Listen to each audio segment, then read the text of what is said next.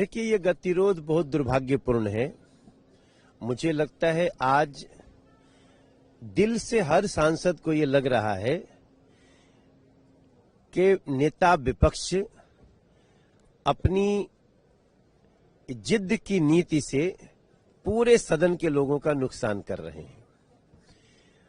नियम कानून अगर एक सांसद ही न माने, वो भी विपक्ष का नेता विपक्ष न माने, विपक्ष का जो जिसको लीडर ऑपोजिशन का दर्जा प्राप्त है वो न माने, तो आप सोच सकती हैं कि इन लोगों के मन में बाबा साहब भीमराव अंबेडकर जी और उनके संविधान के प्रति कितना सम्मान है।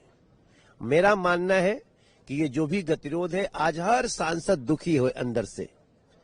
बाकी मुझे लगता है कि अब तो बात बहुत बढ़ चुकी है।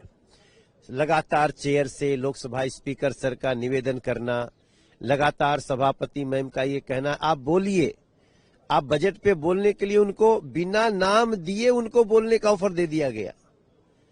शशि थरूर जी का नाम था, लेकिन आप सोचिए इतिहास में कि नाम पार्टी ने किसी और का दिया।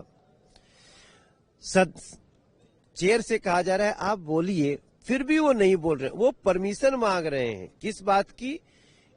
इलीगल कार्य करने की, अनैतिक, अनएथिकल।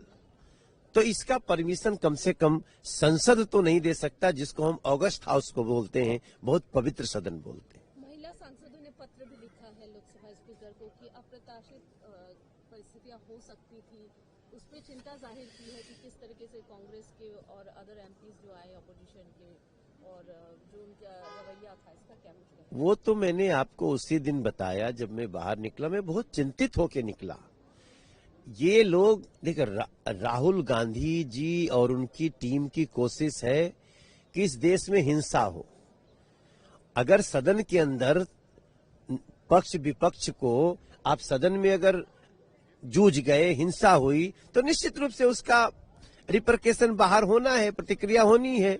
ये उसी कोशिश में लगे हुए हैं। ये बड़ा दुर्भाग्य है, जहां एक सुंदर बजट है, जहां इतनी बड़ी बड़ी ट्रेड डील्स हुई हैं, जहां देश में 2047 तक विकसित होने के लिए ललक है, वहां पे चर्चा न हो करके इस तरह का गतिरोध, ये राष्ट्र के हितों के विरुद्ध है।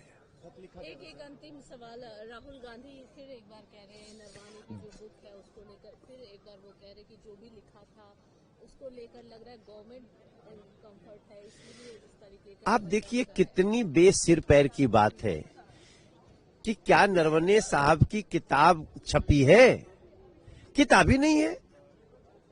हमारे यहाँ भोजपुरी में एक कहावत कहता है, कौआ कान लेके भाग गई, अल्ले कौआ के पीछे चहेट लिए हैं। अरे कनवा तो देखो है कि नहीं तुम्हारा। भाई, तुम जिस किताब की आप बात कर रहे हो, किताब ही नहीं छपी है। अगर इतना आपको उस किताब से और या उसके बात से इतना प्रेम है, तो पहले उस किताब को छपवाने का व्यवस्था करिए। तो जो लिखा है वो तो छपवाया नहीं। पता नहीं तुमको क्या गर्मी हुई है भैया।